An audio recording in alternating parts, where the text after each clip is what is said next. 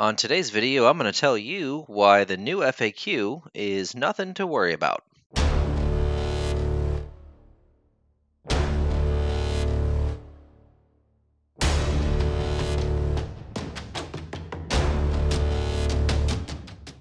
All right, welcome to Implausible Nature, your home for all things Black Templar. On today's video, we're going to talk about the new FAQ that Games Workshop dropped for Black Templars ahead of our release on Friday. Let's get into it. It's not super long. It does have some clarifications, so we'll go over all of it here. They clarified Devout Push by adding uh, a sentence to it that says that you cannot get back into a transport after devout pushing or using devout push. Sorry, Hellblasters, you're not getting back in that impulsor. Nobody was really doing this anyway. It just seemed like a meme. Um, the shock and awe stratagem, that's the one that allows you to disembark from a land raider after it moved, got a name change. It's now called Deadly Cargo. You might be wondering why this is the case. There is a rule that says that you cannot use that if two stratagems from two different sources have the same name, they count as the same stratagem. So there is a shock and awe strat in the Codex Space Marines. We had a shock and awe strat. If you used one or the other, you couldn't use the other one, even though they were from different sources. So this just allows you to use both. So not a big deal there. They've also changed Paragon of Fury. They've added the bit where it says until at the end of the turn you get that +1 strength, whereas before it was just after you charge you get +1 strength, which was permanent. Yeah, they fact that so that it is now just for the end of the turn. That's not unexpected, and it's not that big a deal. Not it wasn't game breaking to have it the other way, but I never thought that was really the intention of it, to be honest with you. They clarified the Emperor's Champion. There's been a lot of talk about this on the Discord about whether he can have Crusade relics or weapon upgrades or things like that. The answer is no. He cannot. He cannot have any relics, any Crusade relics, or any weapon enhancements. So he's already beefy enough, I guess. Unfortunately, he is just what he is. No extra goodies besides Warlord traits. One of the big ones, uphold the honor of the Emperor. They changed the reference section to read the same as the vow in the earlier part of the book. Each time an enemy model makes an attack against this unit does not receive the benefits of cover against that attack.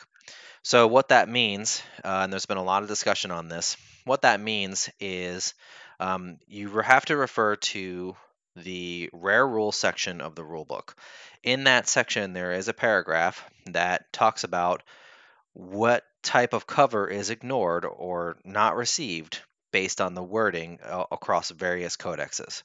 One of those is just the generic: if you do not receive the benefits of cover from, just generically with no other strings attached or specific wording.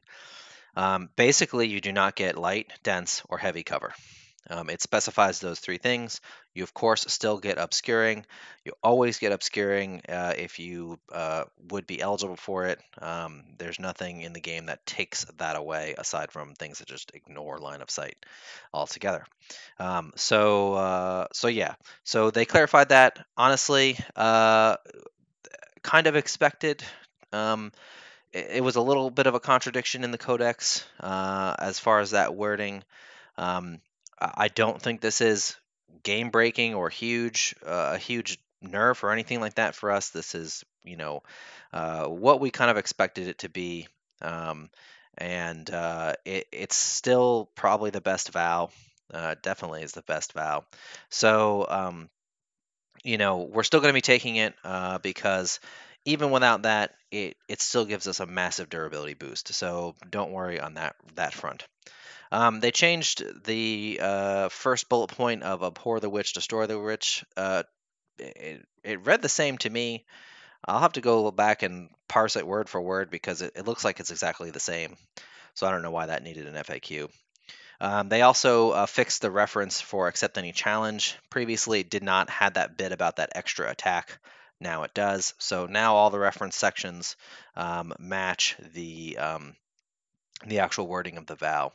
And then there's two FAQs. When a unit gains the effects of another vow through fervent acclamation, is that unit also affected by that vow's passion? Yes. I don't know why this was a question. That seems pretty obvious to me, but apparently they thought it needed clarification. And something else that I have no idea why this needs to be in here. This should be painfully obvious to anyone. Is do the Black Templars also have access to the rules found in Codex Supplement Imperial Fists? No. I don't know why this needed a fact. I mean, aside from people just trying to cheese the game, um, there should have been no indication other than the fact that I mean, we're successors of them in lore, but not rules wise. So they put that in there just to make sure, I guess. Something notably absent is anything about Grimaldus. So Grimaldus, I know a lot of us sent emails and questions about Grimaldus, whether he counts for 12 victory points or not for Assassinate, since Assassinate is models, not units. So there was no answer on that, which sort of in and of itself is an answer. So I guess he counts as 12. And is this a huge deal? Is Grimaldus now not worth taking competitively? As you can listen in our interview with Kevin Roach, yes, he's still absolutely worth taking competitively. Yeah, if you've lost Grimaldus, as Kevin said, you've probably already lost the game.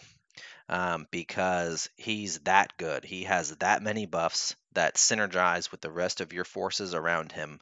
There are ways to mitigate this. He is protected by Lookout Sir. You can protect him with company vets, from rather far away too, because you can string his servitors out.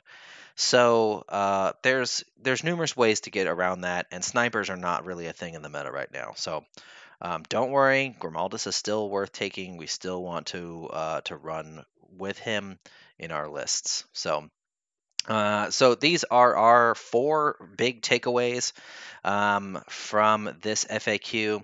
Number 1, devout push, losing transport embarking isn't a big nerf. It's not something that was being done at the competitive level in the few tournaments that we've had since the book came out. There have been a couple. And it's not something we need, to be honest. Devout push is still one of the strongest strats in the game. Easily as good as it was before. And I don't think that was a nerf at all to that stratagem. As we just said, no answer on Grimaldus is an answer. So he's 12 VP, but as I pointed out, there are ways to protect him, so not to worry on that. Number 3, uphold is everything we thought it was, and we've proven that dense cover isn't as critical as a lot of people are thinking it might be. Yes, it's a nice penalty to your opponent. Do we need it to win games? No. It also means we don't have to worry about whether we're trying to get in cover or not. We just can ignore cover altogether unless it's obscuring. So, and number 4, another omission, a good one this time. T-Bones, or Tannhauser's Bones, is working as GW intended. They did not take this opportunity to say that it shouldn't be just a flat damage 1 for no matter what the incoming damage is. So that's great, because we love that relic and it is awesome. So that's all I've got for you guys today. Real quick video. Thank you for watching, and hit that like button. Let us know what you think of the FAQ down in the comments. And check out our Discord. We've got a lot of great folks, great discussions going on there. Really active community of folks. We also have a Patreon if you'd love to like to support us. We really appreciate it. And until next time, keep on crusading.